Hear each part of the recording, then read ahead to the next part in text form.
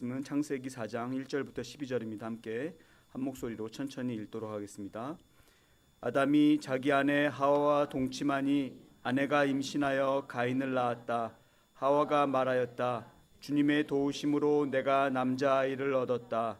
하와는 또 가인의 아우 아벨을 낳았다. 아벨은 양을 치는 목자가 되고 가인은 밭을 가는 농부가 되었다. 세월이 지난 뒤에 가인은 땅에서 거둔 곡식을 주님께 제물로 바치고 아벨은 양떼 가운데서 맛배의 기름기를 바쳤다.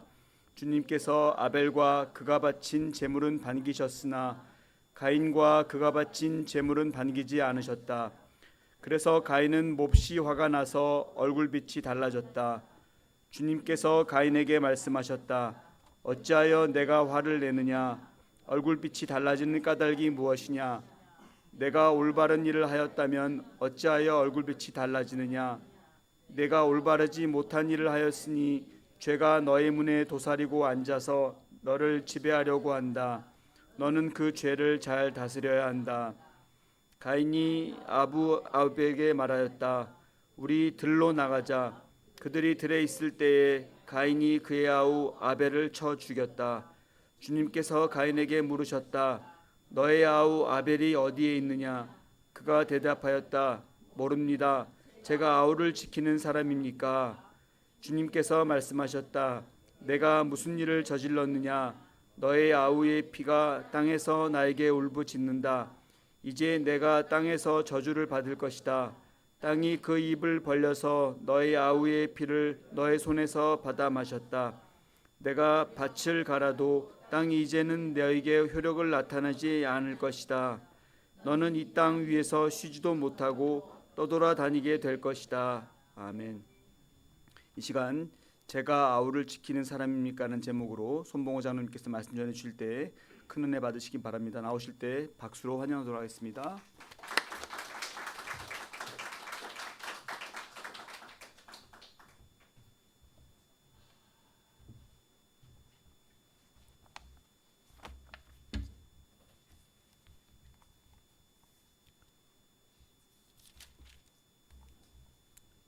요즘 우리나라를 비롯해서 전 세계 그 인공지능 소위 AI라는 것 이게 뭐 아주 큰 그 관심거리가 됐습니다. 특별히 그 인공지능에 꼭 필요한 소위 그 메모리 반도체 이걸 우리나라가 제일 잘 만드는 걸로 돼 가지고 그 덕으로 우리 경제가 많은 이익을 보고 있습니다. 얼마 전에 보니까 그 일본에 사는 우리 한국 교포 그 사업가 손정희 이 사장이 대통령에게 그 이야기한 걸 보니까 앞으로 인공지능이 아주 발전하면은 그 사람과 인공지능의 차이가 지금 그 금붕어와 사람의 인공지능 차이 정도 될 것이다. 다른 말로 말해서 앞으로는 이제 인공지능은 오늘의 사람만큼 그리고 사람의 지능은 금붕어만큼밖에 안 된다. 그러니까 뭐 인공지능이 훨씬 더 똑똑해진다 그 말 아닙니까? 그 말을 듣고 나면 앞으로 우리가 인공지능의 지배하에 들어가지 않겠나 그런 걱정도 생깁니다.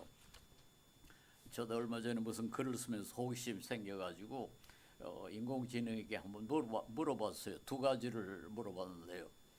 물론 제가 이제 철학을 공부하다 보니까 뭐 그와 관계된 질문입니다만은 앞으로 인공지능이 아주 발전을 하면은 인공지능도 자의식, 나라는 거 그런 그 의식을 갖게 되겠느냐 이렇게 또 물어보고 둘째는 인공지능이 어떤 대답을 했거나 뭐 주장을 한 것에 대해서 그게 잘못됐을 때 나중에 책임을 질 수 있느냐 두 가지를 물어봤어요. 그랬더니 둘 다 안 된다고 그래요. 인공지능이 아무리 발전해도 나라는 그런 의식은 생기지 않는다. 그리고 잘못한 것에 대해서 책임도 질 수 없다. 그렇게 대답을 했어요. 그래서 그 대답을 읽고 나니까 상당히 책임이 있다. 책임질 수 없다는 것을 말하는 것이 상당히 책임 있는 거죠. 얼마 전에 그 우리 선거가 이루어졌는데 그 후보자들 가운데 책임질 수 없는 사람 이제 공약을 한 사람들이 얼마나 많습니까? 그에 비하면은 난 책임질 수 없다고 말하는 인공지능이 훨씬 더 책임이 있겠다 그런 생각이 듭니다. 그런데 이제 그렇다고 해가지고 정말 인공지능이 책임을 질 수 있느냐? 우선 지금까지 알려진 바로는 인공지능이 거짓말을 꽤 많이 한대요. 그 영어로 그걸 hallucination이라고 그러는데 환각, 엉뚱한 소리를 가끔 하고 심지어는 또 아첨을 많이 한대요. 그 회사가 조금 아첨하도록 그렇게 만들어 가지고 사람들이 즐겁게 사용할 수 있도록 그렇게 유혹을 하는 거죠. 그러니까 책임질 수 없는 거죠. 그래서 너무 인공지능을 믿지는 마시기 바랍니다. 이놈이 뭐 엉뚱한 짓을 많이 할 수가 있으니까요. 이제 원칙적으로 뭐 단순히 거짓말하거나 첨을 하거나 그보다는 원칙적으로 인공지능은 책임을 질 수 없습니다. 아까도 이야기했습니다만 나라는 의식이 없으면은 책임을 질 수가 없어요. 고대 그리스에는 궤변론이라는 철학 조류가 있었습니다. 아주 궤변을 일삼는 말장난을 해가지고 궤변을 일삼는 사람들 궤변론자라고 그러는데 그런 이야기가 있어요. 어떤 그 궤변론자가 빚을 잔뜩 지고는 갚을 생각을 안 하는 거예요. 그러니까 채권자가 빨리 빚 갚으라 그러니까 이 궤변론자 하는 소리가 내가 돈을 빌렸을 때의 나와 지금의 나가 동일한 나라는 걸 증명해라. 그러면 내가 갚겠다. 그랬다는 거예요. 그거 참 증명이 어렵죠. 뭐 요즘은 뭐 주민등록증이 네 사진이 거기 있지 않느냐, 뭐 이름이 있지 않는데 그때는 물론 주민등록증도 없었고 아니 세상에 내가 빌렸을 때 나와 지금의 나가 동일하는 걸 어떻게 증명합니까? 그리고 안 갚은 거예요. 자, 이 나라는 거 이게 사실 참 신비로운 겁니다. 우리 철학에서는 아주 해결할 수 없는 논리적으로 해결할 수 없는 그런 현상이에요. 이 사람이 사람 구실을 하려면 즉 나라는 것이 있어야 되고 그 나라는 것은 책임을 질 수 있는 존재라야 됩니다. 그 독일의 철학자 가운데 아주 그 유명한 칸트라는 사람이 그 사람 인격이라는 게 뭐냐 그걸 독일 말로 책임을 질 수 있는 존재, 책임 가능성이 인격의 핵심이라고 그래서요. 그걸 영어로는 accountability라고 그러는데 책임 가능성이라는 게 뭡니까? 뭘 약속했거나 무엇을 맡았는데 그게 잘못됐을 때 벌을 받을 각오가 돼야 책임을 지는 겁니다. 뭐 잘못한 게 드러나도 뭐 전혀 손해도 안 보고 벌도 안 받으면은 그 책임이라고 할 수 없죠. 내가 이런 약속을 한다. 그런데 이게 제대로 안 지켜지지 아니하면 내가 거기에 상응하는 벌을 받겠다. 그리고 벌을 받을 준비가 돼 있어야 그 사람이 책임 있는 사람이라 그렇게 말할 수 있습니다. 그런데 벌이라는 게 뭡니까? 고통이 수반돼야 벌이 됩니다. 아니, 벌을 받았는데 뭐 기분이 좋거나 돈을 많이 벌거나 그건 벌이 아니죠. 벌이라는 건 어쨌든 나한테 손해가 가야 되고 그 손해라는 건 결국 내가 고통을 겪어야 되는데 인공지능은 고통을 겪을 수 없어요. 나라는 게 없는데 뭐 어떻게 고통을 겪을 수 있습니까? 그리고 이 고통이라는 건 몸하고 관계가 있어요.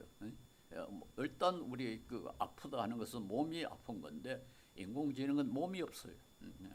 그러니까 인공지능은 원칙으로 책임을 질 수가 없습니다.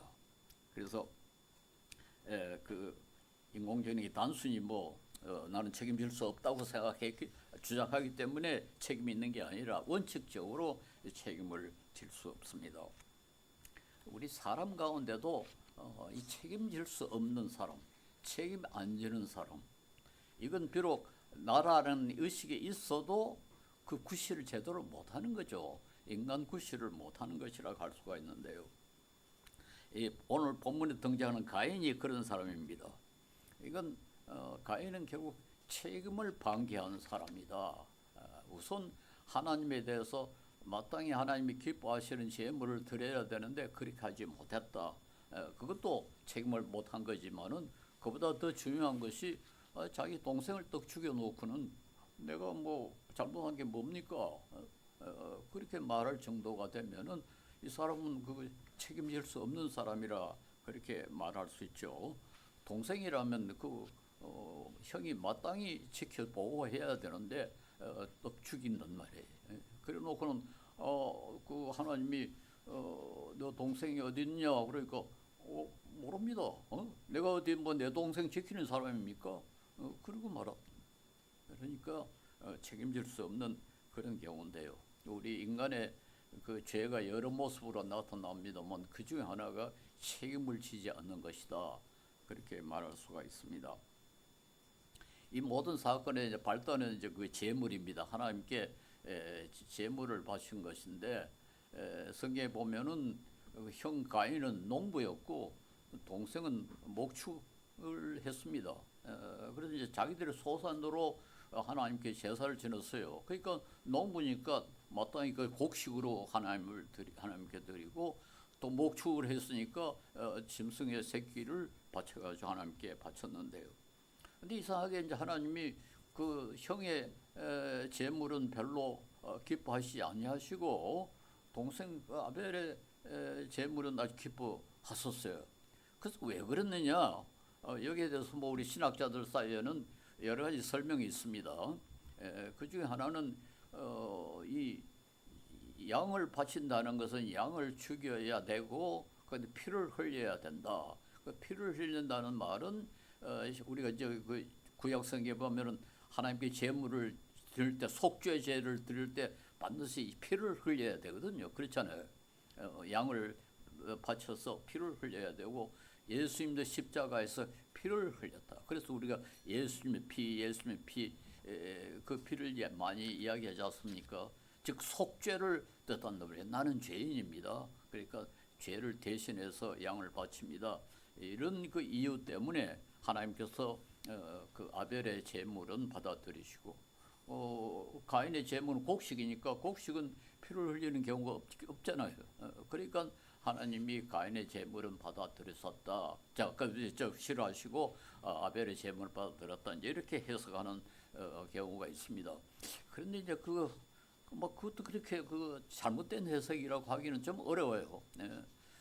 물론 뭐 신약 구약 전체를 보면은 상당히 그 일리가 있는 그런 해석이라고 할 수가 있습니다. 그러나 또 하나는 여기 보면 가인은 그저 제물을 바쳤다고 되어 있고 아벨은 첫 새끼, 양의 첫 새끼. 우리 요즘 번역에 보면 맏배라고 번역이 되어 있습니다. 맏배라는 것은 첫 새끼라는 것을 뜻합니다. 양의 첫 새끼를 드렸다. 그 말은 하나님을 상당히 참 소중하게 생각했달까요? 뭐 가인은 뭐 적당히 가지고 자기 거둔 곡식을 갖다 하나님께 바쳤는데 아벨은 그래도 상당히 좀 고려를 해가지고 내가 그 얻은 소산 가운데 제일 먼저 얻은 것을 하나님께 바친다. 정성을 드렸다. 이렇게 해석하는 사람들도 있습니다. 그런데 우리가 뭐 어느 해석이 옳은지 그건 정확하게 말하기는 참 어려워요. 그러나 자꾸간 이 7절에 보면 올바르지 못했다. 하여튼 그 가인이 드린 제물은 하나님께 올바르지 못했다. 그렇게 되어 있습니다. 그 내용이야 뭐 어떻든 간에 그 이유가 무엇인 간에 자꾸간 아벨은 하나님께 올바른 그런 제물을 드렸고 가인은 올바르지 못한 그런 제물을 드렸다. 그렇게만 우리가 해석을 할 수가 있습니다. 그 이상 우리 구체적으로 어느 해석이 옳은지 그건 꼭 우리가 알아야 할 이유는 없다고 생각합니다. 우리가 이제 올바르지 못한 일, 틀림없이 하나님이 그 제물을 받아들이지 않았었으니까 이건 뭐가 좀 잘못됐다 하는 걸 알았을 거 아닙니까? 그러니까 내가 뭐를 잘못했구나 이렇게 했어야 되는데 가인은 그랬지를 못했어요. 가인은 하나님이 왜 내 제물은 받아들이지 않았을까? 내가 뭘 잘못했는가.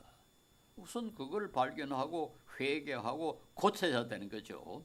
이게 잘못을 발견했을 때 우리가 해야 할 일이고, 뭐가 잘못했을 때 우리가 취해야 할 태도입니다. 뭐가 잘못했으면 내가 뭘 잘못했지? 그걸 발견하고 그걸 회개하고 고치고, 이게 가진 정상적인 코스라 그렇게 말할 수가 있죠. 그렇게 하면 오히려 그걸 고침으로 잘못하지 않은 것보다 더 좋은 결과가 생길 수 있습니다. 이런 걸 우리가 전화위복이라 그러지 않습니까? 화가 나쁜 것이 있는데 그게 오히려 더 좋은 것으로 바꿔졌다. 그런데 우리 기독교는 이게 아주 강합니다. 그 누가복음 15장 7절이 아주 유명한 구절이죠. 내가 너희에게 말한다. 이와 같이 하늘에서는 회개할 필요가 없는 의인 99보다 회개하는 죄인 한 사람을 두고 더 기뻐할 것이다. 회개할 이유가 없는 아주 깨끗한 사람, 아주 어려운 사람, 잘한 사람, 그 사람 99보다 아주 잘못해가지고 회개하는 사람, 그 사람은 하나님이 더 기뻐하신다. 이게 이 특이한 복음입니다. 우리 복음의 아주 중요한 요소입니다. 그만큼 우리 회개라는 것을 성경은 이렇게 중요시 한다는 것을 알 수가 있어요. 이걸 가장 잘 표현한 것이 바로 그 탕자의 비유 아닙니까? 그 두 아들 가운데 맏아들은 뭐 하도 잘못한 게 없고 아버지 말 잘 순종하고 일 열심히 하고 아주 성실한 사람이었습니다. 아니 괜찮은 사람이죠. 그런데 동생은 이제 망나니였거든요. 온갖 못된 짓을 다 하고 말이죠. 그런데 그 망나니가 회개했을 때 그 아버지가 그 맏아들보다 이 망나니를 더 기뻐하셨다. 이게 우리 이 복음의 아주 특별한 성격이라고 그렇게 말할 수 있어요. 예수님도 이 세상에 의인을 위해서 오신 게 아니라 그랬어요. 죄인을 위해서 왔다. 그렇지 않습니까? 의사로 왔다고 그랬어요. 나는 건강한 사람을 위해서 온 게 아니고 병든 사람 고치러 왔다. 예. 여기서 우리가 우리 회개한다는 것이 얼마나 중요한가 하는 것을 알 수가 있습니다. 12 제자 혹은 뭐 예수님 제자들을 한번 보십시다. 다른 제자들 뭐 특별히 뭐 잘한 것도 없지만은 특별히 잘못한 것이 기록이 되어 있지 않은데 베드로는요. 아주 수제자이면서도 예수님을 3번이나 부인을 했단 말이에요. 아주 중요한 순간에 예수님을 3번이나 부인했는데 그 회개한 베드로가 나중에 얼마나 큰 일을 했습니까? 아주 뭐 크게 잘못을 저지르지 않은 다른 11 제자보다 베드로가 더 큰 사역을 했고 그 하나님 나라에 더 큰 공헌을 했습니다. 바울도 그러지 않습니까? 예수 믿는 사람 잡아다가 그 고생시키는 그 역할을 바울이 했지 않습니까? 그런데 그 바울이 회개해가지고 얼마나 중요한 역할을 했습니까? 그러니까 만약에 뭐 역사적으로 만약에 바울이 없었더라면 오늘 인간적으로 말해서 기독교가 존재했겠는가 할 정도로 바울은 중요한 역할을 했습니다. 그런데 그가 사실 초기에는 예수 믿는 사람 잡아다가 고생시키고 핍박하는 그 역할을 했습니다. 그래서 우리가 물론 가능한 한 범죄하지 않으려고 애를 써야 되겠지만 그보다 더 하나님을 기쁘시게 하는 것은 우리가 뭘 잘못했는가 회개하는 것, 회개하고 그걸 하나님이 기뻐하시고 그 때문에 우리는 더 하나님 나라를 위해서 더 큰 일을 할 수 있고 또 하나님을 말씀을 더 잘 순종할 수가 있습니다. 그런데 이 가인은 그 기회를 놓치고 말았어요. 그 하나님이 그 제물을 받아들이지 않았을 때 뭐가 이유일까? 내가 뭐를 잘못했을까? 그걸 좀 찾아보고 깨닫고 회개하고 했더라면은 훨씬 더 하나님께 큰 복을 받았을 텐데 그 기회를 놓치고 오히려 더 악한 길을 택하고 말았어요. 7절에 네가 올바르지 못한 일을 하였으니 죄가 너희 문에 도사리고 있어서 너를 지배하려고 한다. 올바르지 못한 일을 했다. 그리고 회개하지 않았다. 결과적으로 더 큰 죄를 지을 가능성을 만들고 말았다고요. 더 큰 죄를 짓고, 즉 하나님께 올바르지 못한 제물을 드리는 그 잘못, 그건 뭐 그렇게 그것도 물론 잘못이지만 그 큰 잘못은 아닌데 거기에서 결과적으로 더 큰 죄를 짓고 말았어요. 그래가지고 그것도 또 회개하지 않아가지고는 결국 어떻게 됐습니까? 엄청난 저주를 죄를 범하고 말았습니다. 그래서 그는 불필요한 고생을 하게 됐고 불필요한 저주를 받고 말았습니다. 즉 마침내 동생을 죽였고 그 때문에 엄청난 저주를 받고 말았습니다. 예, 우리는 무엇이 잘못되었을 때 그 책임을 전가하는 그런 버릇이 있죠.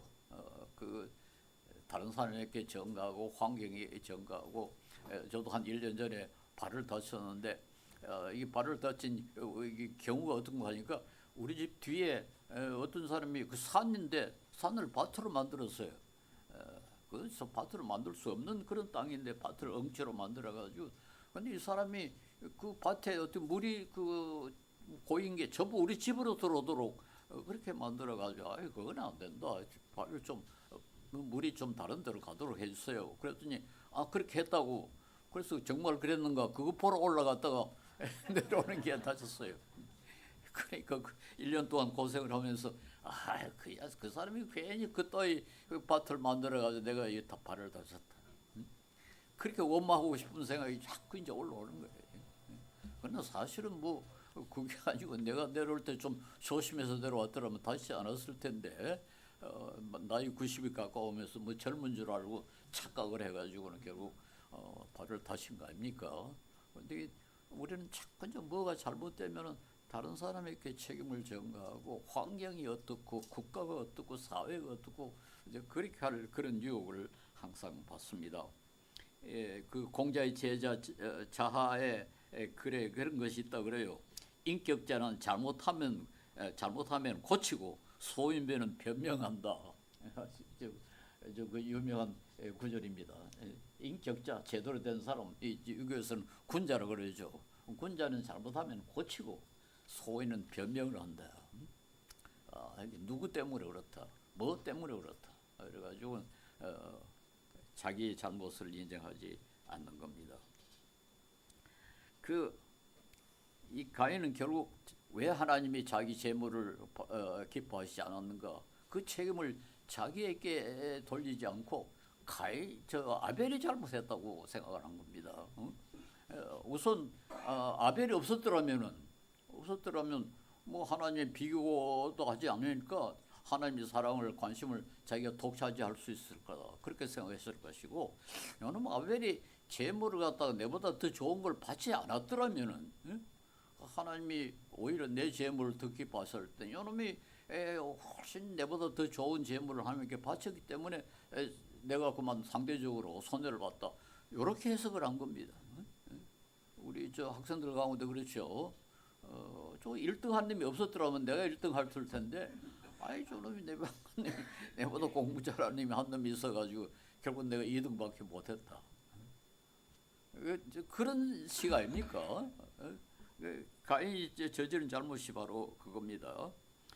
우리 저 중고등학생들 조사를 해보니까 90점 받고 2등 하는 것보다는 70점 받고 1등 하는 게 더 좋다. 그런데요.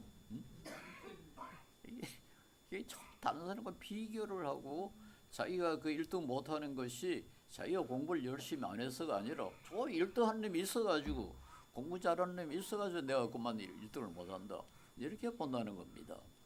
이게 우리 인간이 가지고 있는 근본적인 약점이고 우리 모두가 다 이런 약점을 가지고 있다는 사실을 인식해야 됩니다. 그래야 이런 어리석은 오류를 범하지 않습니다.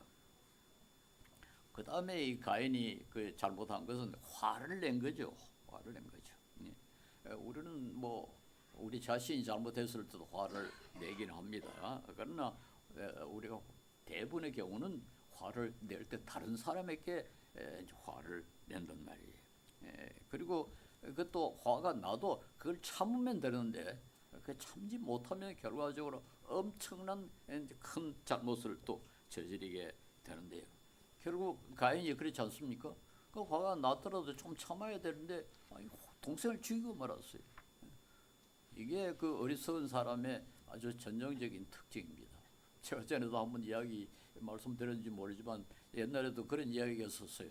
이 지혜로운 사람은 부부가 싸울 때도 깨지지 않은 걸 던진대요. 비계를 던지다든가 옷을 던지다든가 이래가지고는 자기가 화가 났다는 걸 좀 보이기는 보이는데 결과적으로 뭐 별로 큰 손해를 안 보는데요. 이 어리석은 사람은 자기가 얼마나 화가 났다는 걸 좀 강조하기 위해서 가장 비싼 걸 깨요. 우리 집에서 가장 좋은 걸 갖다 냅다 던져가지고 그게 결과적으로 손해만 잔뜩 보는 그런 어리석음을 합니다. 우리 인간에게는 그 감정이라는 게 있어요. 희로애락, 참 즐겁고 화가 나고 슬프고 또 반갑고 이런 그 희로애락에 일어나는 그런 그 감정이 있는데요. 이 감정이 다 우리 삶에 필요합니다. 어떤 뭐 화를 날 때도 있고 또 슬플 때도 있고 또 슬퍼할 때는 또 마땅히 슬퍼야 하고 그런데요. 그러나 항상 절제가 필요합니다. 그게 어느 정도까지만 화를 내고 어느 정도까지만 기뻐하고 해야지 너무 기뻐하거나 너무 슬퍼하거나 결과적으로 자신에게도 해가 되고 다른 사람에게도 해가 됩니다. 그래서 우리 그리스도인들은 이 희로애락에 대해서 절제해야 됩니다. 성경이 그 절제를 참 강조를 하는데 절제라는 게 뭡니까? 욕심이라든가 하여튼 그 감정적인 것이 절제가 필요한 거거든요. 그래서 우리 사람이 어느 정도 그 사람이 성숙한 사람이냐 그 척도가 뭡니까? 절제를 어느 정도 하느냐, 희로애락을 어느 정도 절제하느냐. 좀 이 성숙한 사람은 화가 나도 적당히 화를 내고 슬퍼도 적당히 슬퍼하고 그렇지 못한 사람은 극단적으로 가지고 결국 자기도 손해를 보고 다른 사람에게도 해를 끼치는 그런 결과를 가져옵니다. 우리 그리스도인들은 이걸 성화된 사람은 절제로 그 모습이 나타납니다. 동생을 죽인 후에 하나님이 가인에게 너 아우 아벨이 어딨냐 그렇게 물으니까 모릅니다. 제가 아우를 지키는 사람입니까? 그리고 이제 항의를 합니다. 물론 이제 자기의 그 잘못을 숨기려고 하는 은폐하려고 하는 그런 시도의 일부라고 할 수도 있지만은 이건 그 대답이 아주 그건 말이 안 되는 거죠. 아니 형이면 마땅히 동생을 지켜야 되는데 내가 어디 뭐 동생 지키는 사람입니까? 이렇게 항의를 한단 말이에요. 이게 참 뻔뻔한 것이고 무책임의 뭐 극치라 그렇게 말할 수 있어요. 우리가 되게 이런 잘못을 저지르죠. 꼭 그건 내가 해야 됩니까? 그게 내 책임입니까? 그래가지고 자기하고는 관계 없다 이렇게 법하는 겁니다. 그런데 우리 이 정상적인 그 사회에서는 가족은 서로 책임을 져야 되지 않습니까? 아니 뭐 자식이 잘못됐는데 그게 뭐 내 책임이냐? 요즘 뭐 이제 못난 학부모들이 좀 학교 선생님들을 엄청나게 괴롭게 하는데요. 애가 잘못됐으면 자기가 그 양육을 잘못해가지고 애가 잘못된 줄 알아야지. 그 선생님이 잘못해가지고는 항의를 하고 그래 심지어 자살까지 하게 하는 그런 못난 부모들이 좀 옛날에는 그런 사람이 없었는데 요즘 정말 점점 더 이 사람의 교양 수준이 낮아지는 것 같아요. 뭐든지 잘못되면 다른 사람이 잘못했다. 그런데 정상적인 사회, 정상적인 인격이라면 가족이라든가 친족이라든가 친구라든가 뭐 잘못되면 내 책임이다. 내가 돌봐야 된다. 그렇게 해야 되지 않겠습니까? 우리 요즘은 뭐 가족도 돌보지 않은 그런 못난 인간들이 들어있지만은 친족에 대해서 뭐 영 관심을 안 쓰는 그런 세상이 됐습니다. 그런데 바울 사도는 그렇게 말하지 않았어요. 가족과 친족을 돌보지 않은 자는 불신자보다 더 악하다고 그렇게 했어요. 그러니까 우리가 정상적인 사회에서는 그래도 가족은 물론 돌봐야 되고 친족도 가능한 돌봐야 됩니다. 그래서 우리 친족 가운데 누가 너무 힘들면은 좀 도와주고 위로하고 그렇게 할 수 있어야 되지 않겠습니까? 그리고 심지어는 다른 사람에 대해서 사회에 대해서도 책임을 좀 질 줄 알아야 돼요. 그 전 세계에서 이 복지 정책 뭐 나라마다 이제 그 아주 힘들어하는 사람을 갖다 어떻게 돕겠느냐 그 제도가 이제 두 가지 방법으로 크게 나누면은 그 있어요. 하나는 우리가 세금을 걷어가지고 우리나라처럼 세금을 걷어가지고 어려운 사람을 도와주는 유럽의 대부분의 국가들이 그렇고 우리나라도 그에 속합니다. 그런데 미국은 기부를 해요. 정부가 세금을 걷어주지 않고 사람들이 기부를 해가지고 그 기부로 사람들을 어려운 사람을 돕습니다. 그래서 미국에는 병원마다 이 기부를 받아가지고 어려운 사람을 돕는 그런 그 기관이 있어요. 그것도 모두 자원봉사하는 사람입니다. 제가 잘 아는 장로 딸이 좀 미국에 뭐 이민이 아닙니다만 미국에 가서 지금 큰 회사에 근무를 하고 있는데 그 부인이 그런 일을 하고 있는데요. 병원에 가면은 사람들이 병원에 돈을 기탁을 해요. 어려운 사람 도우십시오. 근데 그 액수가 엄청나요. 근데 그 위원회가 그 다음에는 이제 그 환자들을 보는데 저 사람은 정말 도움이 필요하겠구나. 근데 그 돈으로 또 병원비를 갚아주는 그런 역할을 합니다. 좀 여기 보니까 2023년에 한 해에 미국인이 그 기부한 돈이 5,571억 6천만 불. 뭐 엄청난 액수입니다. 엄청난 액수의 기부를 갖다가 그렇게 하고 있어요. 그 요즘은 우리나라도 이제 조금 여기 뭐 이 다른 사람을 돌보는 것에 서 관심이 좀 생겼어요. 옛날에는 뭐 사람이 길가에 쓰러져 있어도 그것도 지나가는데 요즘 그래도 좀 가서 뭐 전화도 하고 또 무슨 심폐소생술 뭐 이래가지고 고쳐주기도 하고 옛날하고는 많이 달라졌습니다. 그건 참 감사한 일인데요. 그 카나다와 미국에도 조금 있습니다. 카나다와 유럽의 나라들에는 선한 사마리아인 법이라는 법까지 있어요. 그렇게 아주 위기에 처한 사람을 그대로 방치하고 지나가면 벌을 받도록 그렇게 되어 있습니다. 물론 모든 사람에게 벌을 주는 건 아니고 의사, 간호사, 뭐 교사 이런 그 특정한 직업을 가진 사람들은 그렇게 하면 벌을 받도록 그런 법을 선한 사마리아인 법이라고 그럽니다. 우리나라에서도 그 선한 사마리아인 법이 아주 기초적인 게 있는데 그건 도와주는 게 아니고 도와주다가 사고가 났을 때 책임을 면해주는 그런 법이 또 우리나라에는 만들어져 있어요. 그 선한 의지로 사람을 돕는데 뭐가 잘못해가지고 그냥 사람이 죽거나 뭐 더 다치거나 하면은 그 가족이 네가 잘못해가지고 이렇게 됐다 이렇게 할 수 있지 않습니까? 그런데 그때 그 책임을 면해주는 법, 그게 우리나라에는 만들어져 있습니다. 그 법을 만들 때 저도 그 재정 추진위원회에 그 활동을 좀 했습니다. 최근에는 뭐 최근이 아닙니다만 상당히 오래됐는데 조선일보가 소위 청룡봉사상이라는 상을 해마다 주는 제가 심사위원으로 수십 년간 관계를 하고 있습니다. 그런데 거기 가면 의상이라는 상이 있어요. 의로운 사람에게 상을 준다. 그러니까 이건 가령 불이 났을 때 뛰어들어가서 누구를 구하기 위하다가 그만 몸을 다치거나 뭐 그런 사람에게 상을 주는 건데 그걸 의상이라고 그렇게 합니다. 그런데 저 의상의 후보자들 가운데 상당수는 고인이에요. 그러다 죽어요. 자기 생명을 잃어버리는. 그래가지고 우리가 그 의상을 줄 때 보면 수상자가 본인이 아니라 가족이 상을 받는 경우가 많아요. 그만큼 우리나라에도 그래도 참 감사하게도 그런 사람들이 조금 늘어나고 있습니다. 근데 그 심사할 때마다 좀 부끄러워요. 이런 사람은 이렇게 참 다른 사람의 생명을 위해서 이렇게 희생당하는데 그 심사한다는 게 좀 미안할 정도로 그렇게 착한 사람들이 있습니다. 그래서 저는 이게 바로 문명국가다.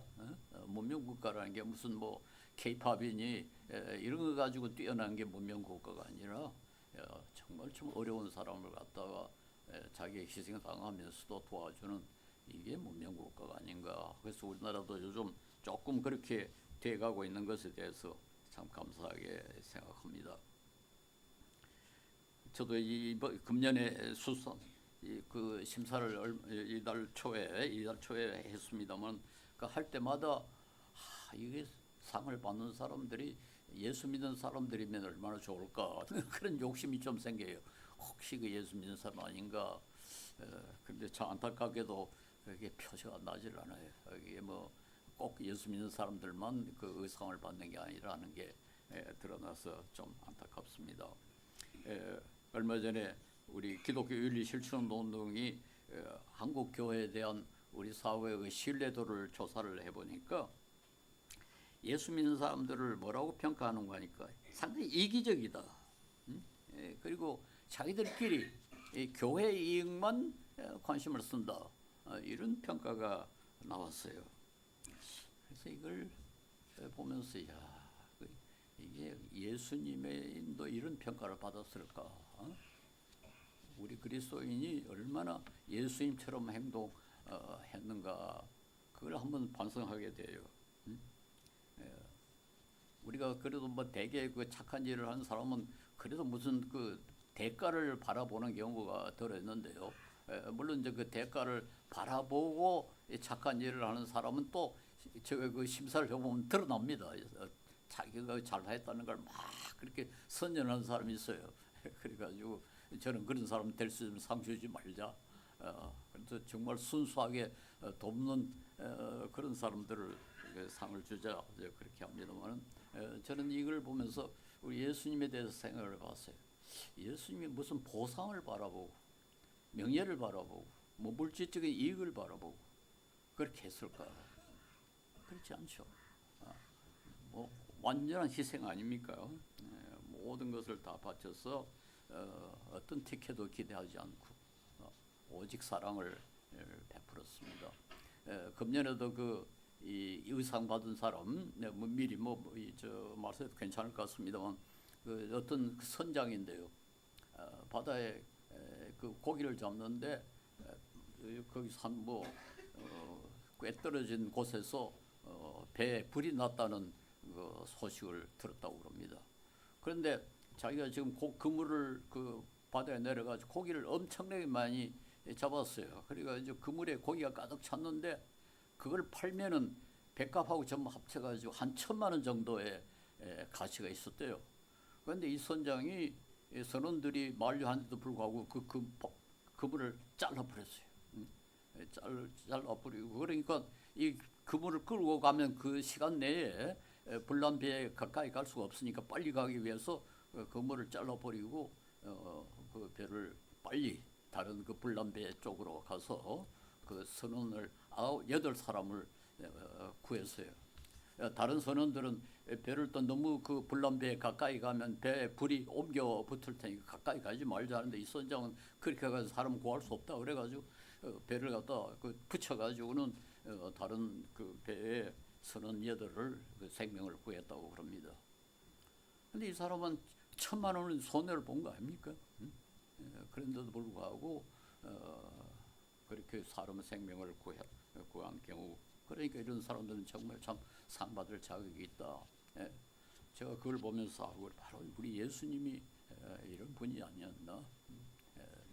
그 이해관계 따지지 않고 이 어려운 사람 돕는 죄인들을 구하는 그런데 모든 것을 바치셨다 이렇게 말할 수 있습니다. 이 세상 사람들도 예수님에 대해서는 조금 알고 있습니다. 그런데 사람들이 우리를 보고 저 사람은 정말 예수님처럼 예수님과 비슷하다 그런 말씀을 하실까? 그게 참 걱정이 돼요. 제가 이번에 그 미국에 가서 역시 저 어려운 사람 좀 도우라고 그것 때문에 갔습니다. 아프리카 케냐에 어떤 그 마을을 조성을 하려고 하는데요. 아프리카에는 에이즈라는 그 병이 아주 유행을 해가지고 그 에이즈가 걸린 사람이 아기를 낳으면은 아기도 그 에이즈에 걸릴 수밖에 없잖아요. 근데 신기하게도 모유를 먹이지 않으면 괜찮대요. 그게 좀 더 신기해요. 그래가지고 이제 우리가 좀 기아 대책이 추구하는 게 뭔가 하니까 어떤 마을을 하나 만들어 가지고 거기에 그 어머니들이 아이들에게 모유를 먹이지 않고 키울 수 있도록 그렇게 한번 해보자. 그런 마을을 좀 조성하려고 합니다. 그걸 위해 가지고 모금을 하러 갔는데요. 팜스프링이라는 도시에 그 방문을 했는데 그게 중국 교포, 그러니까 우리 한국 민족인데 중국에서 태어나가지고 살던 사람이 어떻게 하다가 이제 미국에 가가지고 스시 그 식당을 개설했어요. 근데 이 사람이 아주 뭐 기술이 있는지 하여튼 크게 성공을 했습니다. 그러니까 돈을 많이 벌었다고 그래요. 그런데 그 양반이 예수를 믿게 돼가지고 그 사람이 그 오라 그래서 갔습니다. 갔더니 그 자리에 앉아가 1억 원 이상의 기부를 해줘. 뭐 수표를 써주는데 나중에 보니까 1억 원이 넘는 액수의 돈이더라고요. 그런데 그 사람은 뭐 몸도 별로 강하지도 못하고 그렇게 사치하지도 않고 아주 순수하고 순진하고 그런 사람이었어요. 제가 참 정말 감사했습니다. 그동안에 숱한 고생을 다 했지만은 전혀 뭐 자기가 보지도 못한 아프리카 사람을 위해서 그렇게 기부하는 모습을 보고 저 사람은 참 그리스도를 닮는 사람이구나 그런 생각을 했습니다. 예, 누가복음 12장 42절에 보면은 예수님께서 누가 신실하고 슬기로운 청지기겠느냐 주인이 그에게 자기 종들을 맡기고 제때 양식을 내주라 시키면 그는 어떻게 해야 하겠느냐. 예, 예수님은 우리를 청지기라고 그랬습니다. 청지기란 말은 주인의 재산을 맡아가지고 관리하는 그런 사람을 청지기라고 부릅니다. 우리 모두는 하나님의 청지기입니다. 하나님께서 우리 건강도 주시고 우리에게 교육도 시키시고 우리를 이까지 키우시고 우리가 가지고 있는 모든 능력은 결국은 청지기 하나님의 것으로 우리가 하나님께서 기뻐하시는 일을 하도록 일을 맡기신 거죠. 그런 점에서 우리 그리스도인들 모두 청지기다. 그런 생각을 우리가 가져야 합니다. 그래서 우리 가족은 말할 것도 없고 우리 친족도 말할 것도 없고 우리 교우들끼리는 말할 것도 없고 심지어 다른 사람 멀리 떨어져 있는 아프리카 같은 데 지역에 있는 사람이라도 좀 굶는다면은 우리가 좀 도와줘야 되겠다, 먹여야 되겠다, 병 들었으면 좀 고쳐줘야 되겠다. 그런 책임을 좀 감을 갖는 것이 청지기의 임무가 아닌가 그렇게 생각합니다. 그래서 우리가 물론 어려울 때 도움을 받는 거 필요합니다. 그러나 그보다 더 좋은 것은 돕는 거죠. 제가 이 발을 다치고 나니까 여러 사람들이 뭐 계단을 올라갈 때 내려갈 때 부축해주고 뭐 많이 도와주고 그래요. 참 감사하죠. 그러나 사실 제가 원하는 건 내가 다른 사람을 부축할 수 있는 거죠. 내가 다른 사람을 부축할 수 있으면 얼마나 좋을까. 우리 그리스도인들은 이렇게 할 수 있는 것이 특권이고 이게 정말 예수님을 닮는 것이고 하나님께서 그렇게 소중하게 생각하신 사랑을 실천하는 것이다. 그래서 우리 그 가인의 실패, 가인의 오류 그것으로부터 우리가 좀 배울 것이 많이 있습니다. 근데 여러 가지가 있습니다만은 가장 중요한 것은 역시 우리가 회개하는 게 참 중요하다. 그리고 우리 책임을 전가하지 않고 내가 책임을 지되 단순히 좁은 의미로만 책임을 질 게 아니라 청지기와 같이 하나님께서 우리에게 맡기신 모든 것을 잘 감당해서 많은 사람에게 특별히 가장 고통을 많이 겪는 사람에게 고통을 줄여주는 청지기 역할을 잘 할 수 있는 그런 복 이게 우리에게 그 특권이라는 걸 아시고 이게 뭐 참 짐이 아니라 이렇게 할 수 있는 사람이 또 이 세상에 어떻게 많겠습니까? 그렇게 많지 않습니다. 오직 그리스도의 사랑을 받고 그리스도 사랑을 이 사랑이 얼마나 소중한가를 아는 사람만이 할 수 있는 특권이라는 사실을 인식할 수 있기를 바랍니다. 기도하겠습니다. 자비로우신 우리 하나님, 우리의 참 못났지만은 주님께서 사랑하여 주셔서 주님의 백성이 되게 하시고 이렇게 소중한 복음을 우리가 알게 하시고 받게 하시고 그 크신 사랑을 받을 수 있는 은혜 주심을 감사합니다. 또한 주님께서 명령하신 이 사랑을 실천하는 일에 우리가 부족함이 없도록 주님의 영광을 드러내며 부족함이 없도록 우리의 마음을 주장하시고 우리에게 기회를 주시고 우리에게 능력도 허락하여 주시옵소서. 서로 사랑하며 고통받는 사람들을 도와주는 그 소중한 사랑을 우리 참 소중한 줄 알고 실천할 수 있는 그런 은혜를 저희들에게 허락하여 주시옵소서. 예수 이름으로 기도합니다. 아멘.